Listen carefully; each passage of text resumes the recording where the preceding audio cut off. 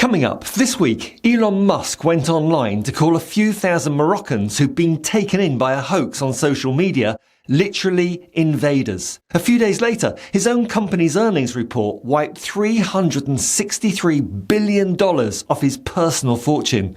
Turns out the biggest threat to Elon Musk isn't migrants, it's Elon Musk. Stay tuned. This week, thousands of people surged towards Ceuta, Spain's tiny outpost on the Moroccan coast, after social media posts and TikTok videos falsely claimed that the border had opened. It hadn't. Dozens died in the crush that followed. Moroccan and Spanish officials both now say the whole incident looks like it was deliberately engineered by a malicious actor, perhaps a foreign state with malign interests, Russia perhaps, Iran, or even Trump's USA. But Elon Musk didn't wait to find out the facts. He posted that these people were literally invaders, comparing them to characters in a zombie apocalypse film, and worked out that Spain's entire welfare budget was about to collapse because, according to his maths, 90% of the planet would move there if Spain treated migrants even half decently. Never mind that most of the people involved got played by a hoax and went straight home once they'd realised. Once again, Elon Musk putting his apartheid-shaped misconceptions of the world in full view. And before we take a closer look at how else he's been making himself look like a complete imbecile recently, please give this video a like and hype it if YouTube gives you the option. Check that you're subscribed and ping the bell so you don't miss what's coming, particularly if you fancy joining as a member of this channel with early access to new videos. I promise your membership fee won't be spent either on faulty rockets or to support fascists. Elon Musk recently sat down with the editor of the Economist magazine, who challenged him directly over his support for Europe's far right. Musk insisted he isn't backing the far right at all, that he's on the side of normal people, and complained about being unfairly labelled as a Nazi. Well, first of all, you support not just the populist right, but the far right, in fact, very fringe parties in some countries. No, I support the normal people. Okay. What do you call the far right? Falsely. You think as the normal person? Okay. Yes. 2 days later, smarting from the grilling he got, he called that same journalist a traitor to the West.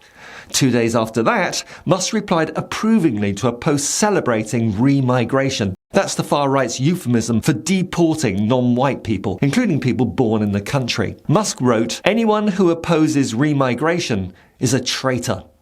So he denies being far right on the Tuesday, calls the woman who challenged him a traitor on the Thursday, and endorses ethnic deportation as basic patriotism at the weekend.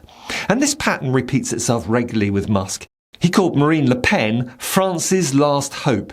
He's thrown his public backing behind Germany's AfD, the party German intelligence has branded right-wing extremist and potentially anti-constitutional. Musk spent over $250 million helping elect Donald Trump, and he's already lined up at least $100 million more for MAGA Republican candidates in America's midterm elections this year.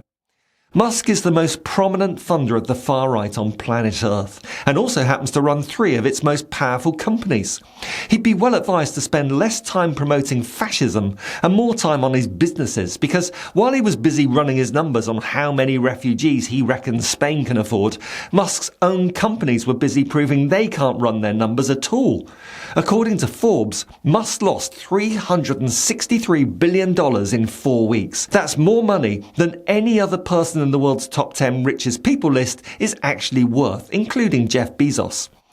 Right after the SpaceX flotation, Musk was the first trillionaire in human history. That was $363 billion ago. One bad earnings call can do that much damage, especially to what the New York Times dubbed this week as a celebrity-led business propped up by Musk's ability to sell people on the idea of going to Mars before he's actually worked out how to get them there. Somewhere between 70 and 80% of Musk's entire fortune is tied up in SpaceX, and right now, that's not a position that anyone other than a completely nuts oligarch would actually take.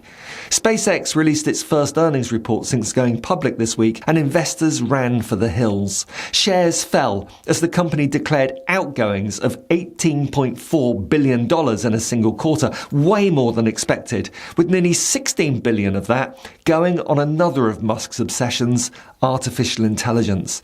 His response to the panic was to tell investors they were underestimating him and to explain that robots will soon be building factories on the moon. the latest in a long history of unrealistic Musk pledges that never come to pass or prove to be completely overstated. And there's more pain coming for Musk and SpaceX.